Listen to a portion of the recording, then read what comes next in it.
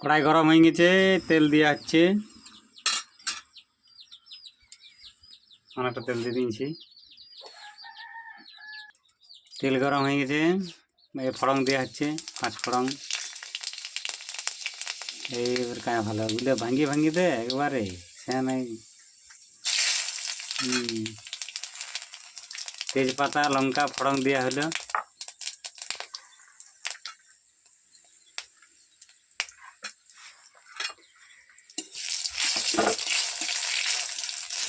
পুরো ভাজা গেছে ফড়ংটা, পেঁয়াজ দিয়ে দেওয়া হলো।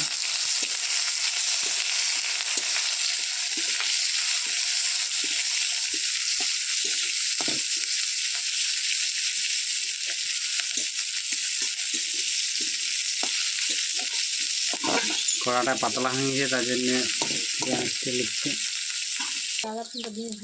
এই যে কে বলে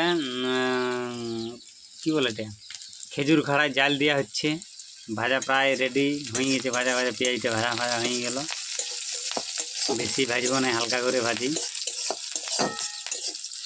এরপরে বিলাতি দিয়ে, একটা ছোটো মোটো বিলাতি দিয়ে এটাকে ফ্রাই করা হচ্ছে।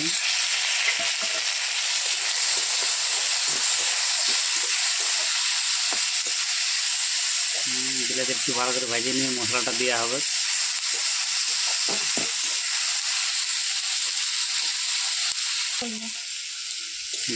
ভাজা ভাজা হচ্ছে ফ্রাই।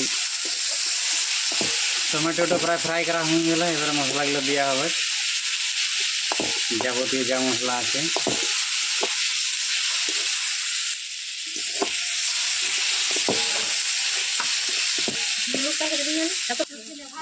এখানে আদা রসুন, লঙ্কা গুঁড়া, জিরা, ধনিয়া, লঙ্কা, আর এটা জিরা গুঁড়া।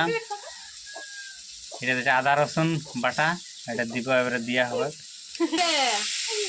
এইটা দেওয়া হচ্ছে। মশলাগুলো সব পেস্ট করে দিয়ে এবারে গ্রেভিটা তৈরি হচ্ছে।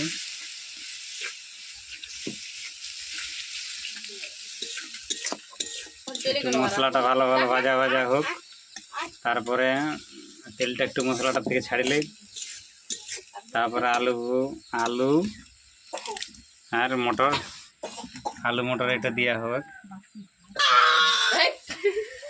এই আদা পেস্ট দেওয়া হলো, আগে দিয়েছি, তা একটু কম মনে হলো, তার জন্য দিয়ে দিলাম। আজকে একটু কম হয়ে গেল। পুরো গ্রেভিটা তৈরি প্রায় হওয়ার মুখে। এরপরে মটর সিদ্ধ আর আলু সিদ্ধটা মিক্স করে দিলেই আমাদের ঘুগনি রেডি। এই মশলা থেকে তেলটা ছাড়ছে, এবার আলু মটর সিদ্ধটা দিয়ে দিব।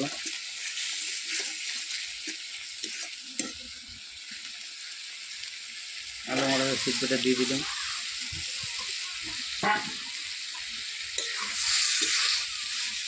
বাহ,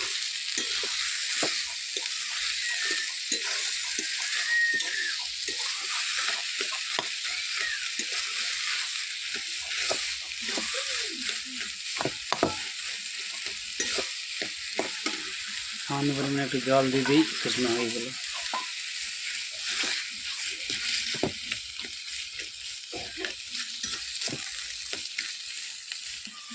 একটু জল বেশি করে দিয়ে দিই, গ্রেভিটা একটু জল না থাকলে ভালো হবে না। জল দিয়ে সিদ্ধ করি হালকা করে, তারপরে নামাই দেব। কালারটা দারুণ এসেছে দেখছো। এবার একটু ফুটলেই আরও কালারটা ভালো করে আসবে। আগে একটু লবণ দিয়ে আছে, তাও এবারে একটু চেক করে দেখলাম লবণটা কম হয়ে গেছে, তো এই লবণটা দিয়ে দিই।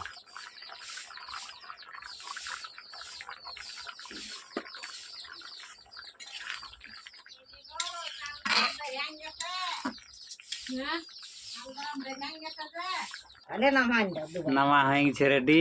এবারে নামাই দিই এটা, ঘুগনিটা দারুণ সুন্দর দেখাচ্ছে আর খুব সুন্দর গন্ধ।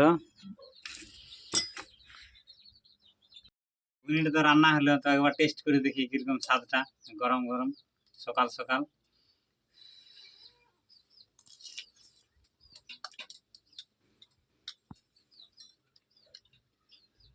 খুব সুন্দর হয়েছে। তো আপনারা এইভাবে করে দেখবেন, বাড়িতে, দারুণ খেতে লাগছে। ভাতের সঙ্গে এখন পান্তা ভাত আছে, সেই পান্তা ভাত দিয়ে খাওয়া হবে, তার জন্যই বানাই নিলাম এটা। তো ভিডিওটা ভালো লাগে লাইক কমেন্ট শেয়ার অবশ্যই করবেন। তো দেখা হচ্ছে পরের ভিডিওতে।